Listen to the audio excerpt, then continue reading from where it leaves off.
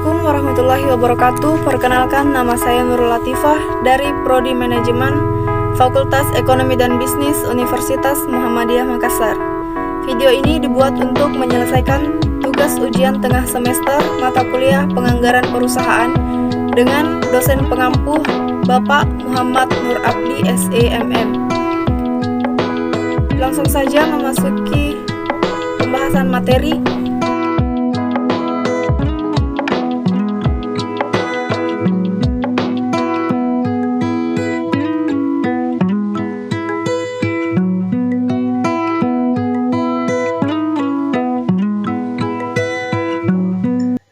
Adapun indikator pembahasan pada video kali ini yaitu yang pertama menetapkan volume produk berdasarkan pertumbuhan rata-rata, yang kedua menetapkan volume produk dengan metode least square, ketiga penetapan harga produk dengan metode laba maksimal, dan yang terakhir penetapan harga produk dengan metode tingkat pengembalian atas modal.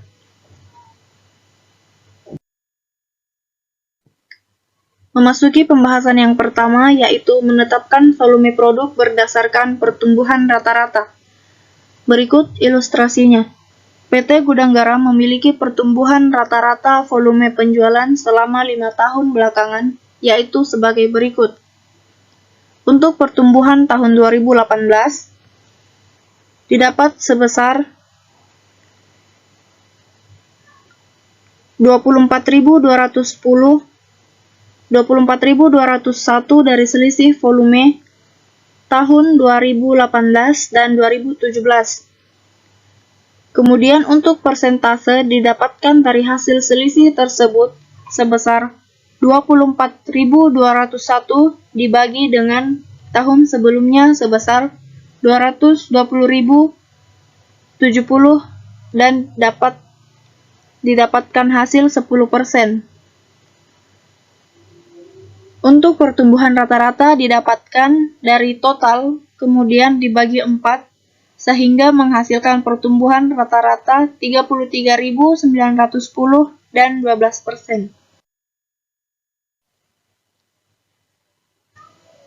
Sehingga anggaran penjualan untuk tahun 2022 sebesar 355.710 ditambah 33.910 sama dengan 389.620 unit. Sedangkan untuk persentase didapat 355.710 dikali 100% ditambah 12% sama dengan 398.395 unit.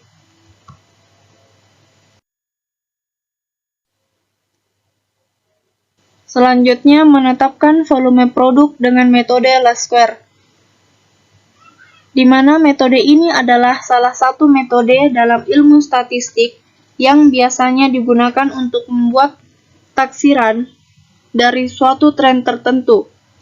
Tren tersebut tercermin dalam sekumpulan data berupa time series yang merupakan sekumpulan data yang mewakili beberapa tahun secara berurutan. Di dalam metode least square, persamaan suatu tren dinyatakan sebagai Y sama dengan A tambah BX, di mana Y sama dengan nilai proyeksi Y untuk suatu nilai X. A sama dengan konstanta, dan B menunjukkan berapa tahun Y akan berubah seandainya X berubah satu satuan. Berikut ilustrasi metode least square. Berdasarkan data penjualan PT Surako Jaya Abadi, maka nilai A dan B persamaan tren linear dapat dicari sebagai berikut.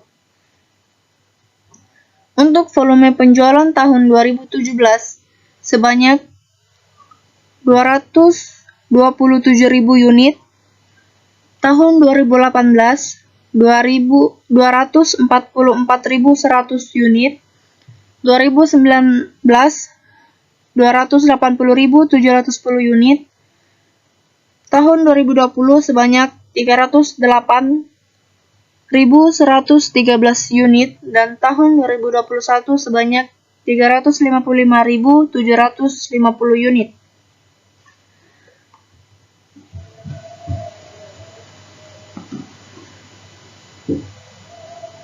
Untuk variabel X adalah tahun, yaitu 2017, 2018, 2019, 2020, dan 2021. Untuk mempermudah perhitungan variabel, waktu tidak dinyatakan dalam tahun, tetapi dalam satuan angka, seperti -2, -1, 0, 1, 2, atau biasa disebut angka kode atau coding.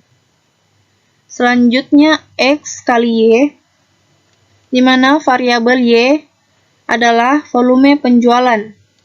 Jadi 227.000 dikali -2, maka menghasilkan -454.000.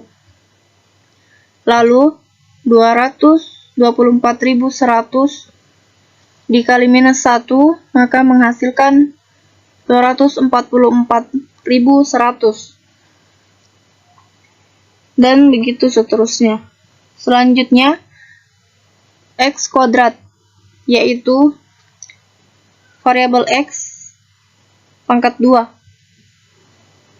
-2 kuadrat sama dengan 4, -1 kuadrat sama dengan 1, 0 sama dengan 0, 1 kuadrat sama dengan 1, 2 kuadrat sama dengan 4.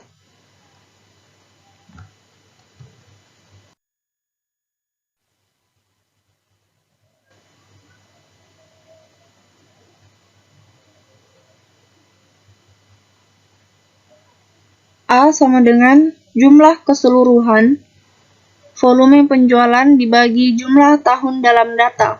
Jadi, A sama dengan 1.415.673 dibagi 5, maka dihasilkan 283.134,6. B. Jumlah keseluruhan dikali jumlah keseluruhan dari X kali Y dibagi jumlah kuadrat dari variabel X. Jadi B sama dengan 321.513 dibagi 10, maka dihasilkan 32.151,3. Untuk X sama dengan 3, yaitu kode dari tahun 2022. Jadi, dapat ditetapkan untuk volume penjualan tahun 2022 sebanyak 379.588,5 unit.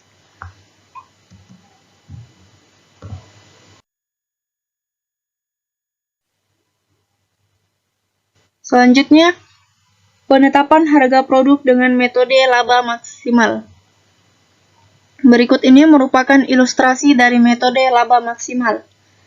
PT Pabrik Kertas Jiwi Kimia Tbk memproduksi kertas dengan kapasitas sebesar 195.000 unit per tahun. Jumlah biaya tetap yang dikeluarkan untuk menghasilkan seluruh produk sebesar Rp555.000.000. Sedangkan biaya variabel yang diperlukan untuk menghasilkan produk tersebut sebesar Rp9.500 per unit. Manajemen perusahaan mempertimbangkan harga jual produk tersebut untuk mendapatkan laba usaha optimal.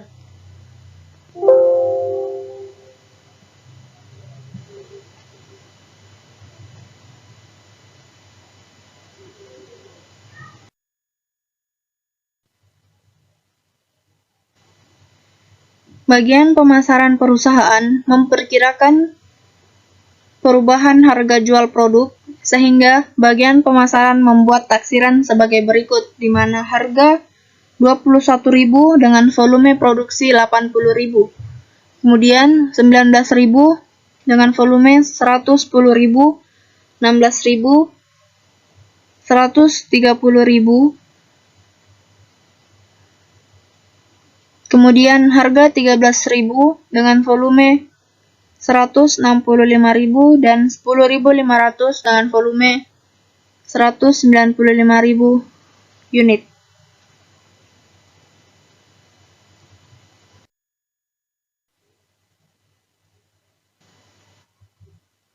Berdasarkan prediksi tersebut, maka perusahaan menentukan beberapa opsi untuk mencari keuntungan terbesar dan akan menghasilkan perhitungan sebagai berikut. Jika sudah dijual, maka nilai yang akan didapat untuk opsi pertama dengan harga 21.000 dikali volume 80.000 unit dihasilkan total penjualan atau nilai sebesar 1.680.000.000 dan begitu seterusnya. Jadi, harga dikali volume maka akan menghasilkan nilai penjualan. Kemudian untuk mendapatkan biaya variabel, maka biaya variabel per unit sebesar 9.500 dikali volume unit 80.000, maka akan dihasilkan biaya variabel sebesar 760 juta dan begitu seterusnya. Jadi, biaya variabel per unit yang telah diketahui dalam soal sebesar 9.500 dikali dengan volume, maka akan menghasilkan biaya variabel. Kemudian untuk biaya tetap telah diketahui dalam soal sebesar 555 juta. Kemudian untuk mengetahui perusahaan akan untung atau rugi dengan harga 21.000 dengan volume produksi 80.000 unit, maka nilai penjualan sebesar 1.680.000.000 dikurang biaya variabel sebesar 760 juta dikurang biaya tetap 555 juta, maka akan menghasilkan 3.650 juta. Dan begitu seterusnya. Jadi, nilai penjualan dikurang biaya variabel dikurang biaya tetap, maka akan diketahui perusahaan mengalami untung atau rugi. Jika hasilnya min, berarti perusahaan mengalami kerugian. Jika dilihat dari beberapa opsi berikut, maka dapat dilihat opsi yang menghasilkan keuntungan maksimal bagi perusahaan adalah opsi kedua. Dengan harga 19.000 dengan volume produksi 110.000, maka akan dihasilkan keuntungan sebesar 4.900.000.000 rupiah.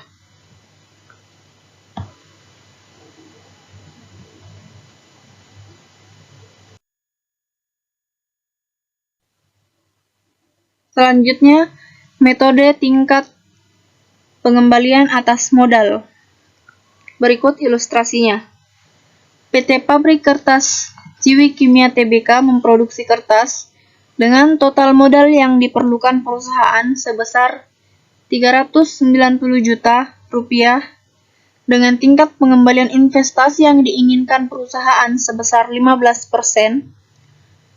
Volume penjualan diperkirakan sebesar 35.000 unit produk, sedangkan total biaya yang dikeluarkan untuk menghasilkan semua produk sebesar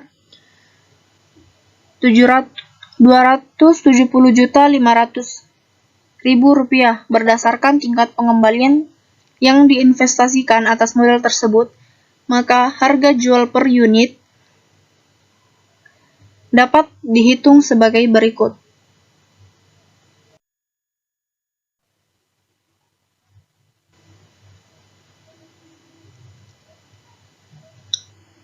Total biaya ditambah tingkat pengembalian modal dikali modal dibagi volume penjualan, jadi total biaya sebesar 270.500.000 ditambah 15% dikali 390 juta dibagi volume penjualan 35.000 unit, maka akan dihasilkan harga jual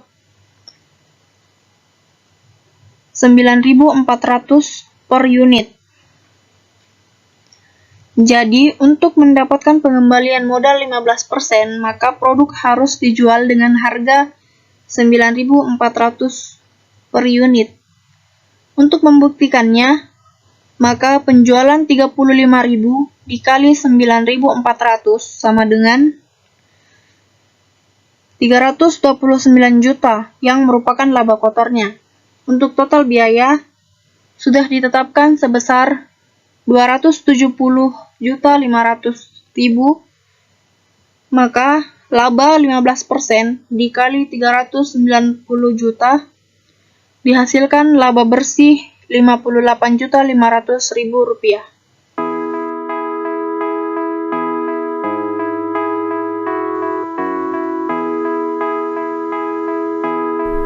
Sekian penjelasan dari saya, semoga bermanfaat.